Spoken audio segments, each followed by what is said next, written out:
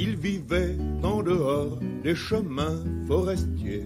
Ce n'était nullement un arbre de métier. Il n'avait jamais vu l'ombre d'un bûcheron. Ce grand chêne... Je parlais jardin, mais en fait, jardin, parcs et jardins au sens très large. Hein, la nature nous appelle.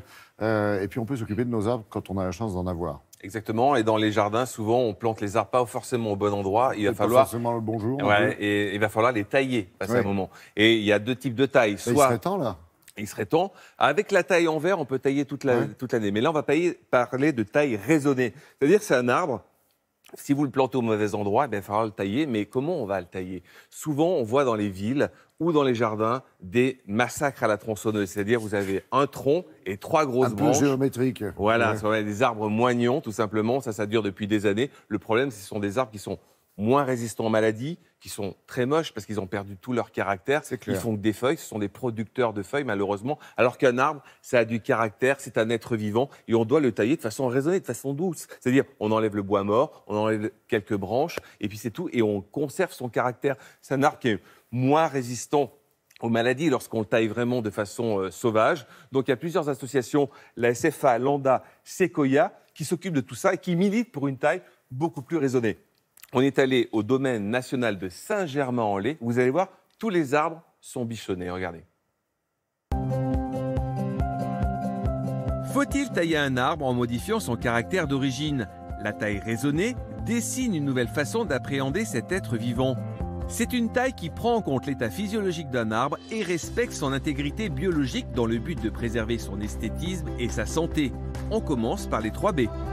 Les 3 B, c'est le bon arbre, bien planté au bon endroit. Si on respecte ça, les arbres n'ont quasiment plus besoin d'être touchés. Une taille particulière née dans les années 80 au Royaume-Uni et qui est exercée aujourd'hui par des pros, les arboristes grimpeurs.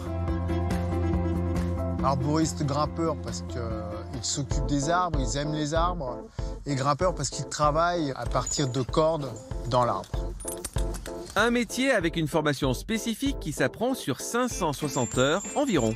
Ce sont des experts au niveau du travail à réaliser. Quelles sont les qualités nécessaires pour devenir arboriste grimpeur? Ça exige une grande humilité, des qualités sportives et ça exige aussi beaucoup de réflexion. Chaque action va entraîner une réaction de l'arbre plus ou moins importante. Est-on obligé de tailler un arbre? On n'est pas obligé de tailler un arbre. Il y a pas mal d'idées reçues qui font que dès qu'un arbre commence à avoir une structure et qui ressemble à un arbre, il faut qu'on y rentre dedans et qu'on le déstructure. C'est une aberration parce que ça coûte de l'argent pour rien. Alors la solution, la taille raisonnée. La taille raisonnée, c'est une taille pour laquelle il y a une raison bien particulière. Il faut toujours anticiper les problèmes. S'il y a du gros bois mort qui a un risque de chute, on va anticiper. Mais disons que moins on touche un arbre, mieux on se porte. Quelles sont les conséquences d'une taille trop sévère? Quand on les taille sévèrement, ça génère un stress qui est souvent irréversible. Après, la structure initiale de l'arbre n'est plus la même et c'est des arbres qui deviennent dangereux. Quelles sont les périodes de l'année pour pratiquer cette taille? La taille raisonnée, à partir du moment où ça porte bien son terme raisonné, on peut la faire quasiment tout le temps. La taille raisonnée vise à trouver un équilibre respectueux entre le potentiel vital d'un arbre et les besoins de son propriétaire. Petit conseil, si vous plantez un arbre, renseignez-vous avant sur son développement adulte. Bon, sachez quand même, Philippe, qu'on est nombreux à croire, à penser que la taille, c'était avant l'hiver. Hein. Ben non, là, on peut la faire toute l'année. Alors, l'idéal, c'est de le faire lorsqu'il n'y a pas vraiment de feuilles sur les arbres parce qu'on voit vraiment mieux les charpentières, comment enlever le bois mort, etc. Mais ça, c'est une taille que l'on peut faire presque toute l'année sans aucun problème, contrairement à la taille vraiment plus sévère.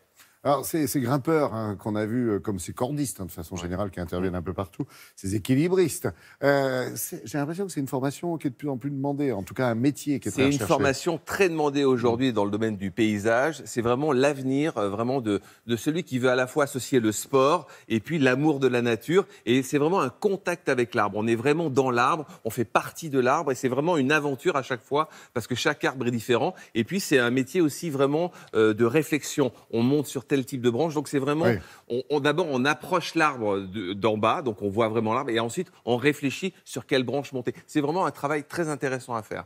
Voilà, et puis côté matériel, il faut le savoir, si vous êtes tenté, vous, par l'expérience et par l'entretien vous-même de ces arbres, il faut un minimum de matos, j'imagine. Oui, et puis il faut une expérience pour monter sur un arbre, c'est toujours difficile. Il faut vraiment avoir une formation d'arboriste grimpeur, parce qu'il y a des techniques presque comme un grimpeur sur une falaise, donc il faut faire attention. C'est la même chose, le gris-gris, le baudrier. Vous avez vu qu'ils ont très peu de matériel, une toute petite tronçonneuse, parce qu'on n'abat pas des grosses charpentières, et puis une petite scie. Souvent, on travaille qu'à la petite scie égoïne pour enlever quelques branches mortes, etc., pour rentrer un peu de lumière dans cet arbre. Vous voyez, c'est vraiment un travail d'intelligence et de l'arbre. Vous en parlez si bien que c'est avec regret qu'on vous laisse, mon pauvre Philippe.